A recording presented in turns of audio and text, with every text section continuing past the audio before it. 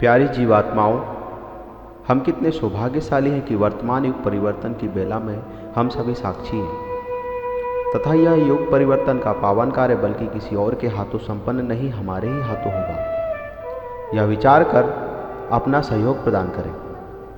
इससे पहले कि युग निर्माण कार्य के लिए ईश्वर किसी और को माध्यम रूप में चुने, उससे पहले हम स्वयं को क्षमतावान बनाकर ईश्वर की सृष्टि के सम्मुख लाकर रख दें। प्यारे मित्रों, मैं इस शरीर में आप सभी के लिए नया अपरिचित हो सकता हूं, किंतु मेरे लिए आप लोग कभी भी नए अपरिचित नहीं रहे। किंतु आप लोगों के लिए परिचय की भूमिका तो बांधना होगी। हाँ, इसकी आवश्यकता नहीं भी हो सकती है यदि तुम मैं बन जाओ और मैं तुम बन जाओ। दरअसल मैं तो तुम्हारे लिए तुम कभी का बन चुका हूँ। तुम सभी मेरे हृदय में वास करते हो, इसलिए तो मैं तुम्हारे सम्मुख उपस्थित हूँ, तुम बनकर एक प्रतिबिंब के रूप में, चाहे जिस रूप में तुम स्वयं को याद करना चाहो, अर्थात प्रभु को। अब बारी है तुम्हारी। क्या आप सभी अपने हृदय में मुझे एक छोटा स्थान देंगे? मैं तुम्हें श्रेष्ठता प्रदान करूंगा, एक ऐसी श्रेष्ठता जो अपने आप में श्रेष्ठ होगी। साथ ही दूंगा एक दृष्टिकोण, एक नवीन युग जो होगा हिंसात्मक जीवन से कोसों दूर, जहाँ होगी सिर्फ सहजता, सरलता और प्रेम, बस प्रेम। यह कुछ और नहीं, मेरे हृदय के विशुद्धतम भाव हैं, एक स्वस्थ मानसिकता से परिपूर्ण। यह भाव तुम्हारे हो सकते हैं यदि तुम अभी से इसे समझने का प्रयास करो, मेरा साथ देते हुए अपने लिए ईमानदारी पूर्ण व्यवहार करने लगो।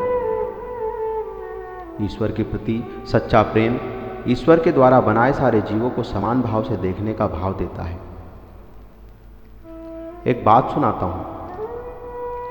जब मंथन 18 साल का था तब वह अपना घर और उसकी सुखद सुरक्षा छोड़कर पहाड़ों में चला गया। वहां उसने अपने स्व का और अपने एकांत का भरपूर आनंद लिया और 3 माह तक उससे थकित नहीं हुआ। परंतु अंततः उसके हृदय का भाव बदला और एक सुबह वह सूर्योदय के साथ उठकर चलकर सूर्य के सम्मुख आया और उससे कुछ इस प्रकार बोला, महासितारे, क्या होगा तुम्हारा आनंद यदि वे न हो जिनके लिए तुम चमकते हो? तुम यहाँ मेरे पास 3 महीने से आते हो, यदि तुम अपने प्रकाश से और अपनी इस यात्रा से थक गए होते तो। लेकिन मैंने हर सुबह तुम्हारा इंतजार किया और तुमसे तुम्हारी विशालता ग्रहण की पूरे धन्यवाद के साथ। देखो, अब मैं अपने आनंद के संग्रह से थकित हूँ, उस मधुमक्खी की तरह जिसने बहुत सारा शहद इकट्ठा कर लिया है। मुझे ऐसे हाथों की जरूरत है जो इसे लेने के लिए फैले हों।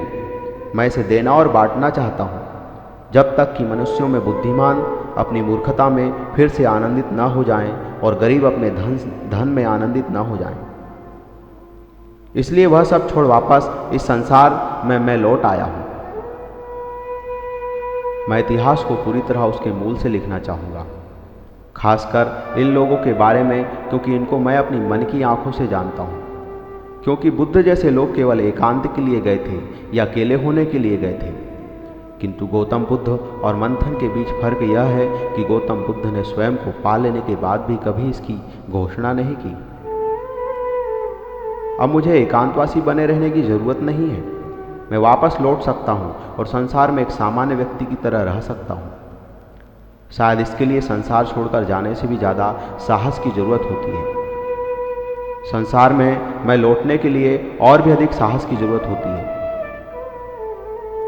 क्योंकि सबसे कठिन है किसी झोपड़ी वाले को महल और उसके भोग पदार्थों को प्राप्त करना, किंतु उससे भी कठिन है प्राप्त किए गए महल और उसके भोग पदार्थों को छोड़कर वापस झोपड़ी में आना। चढ़ाई दुर्गम होती है, किंतु वापस उस चढ़ाई से उतरने के लिए काफ़ी कठिनाई और साहस की जरूरत होती है। नीचे अंधेरा है और ऊपर प्रकाश।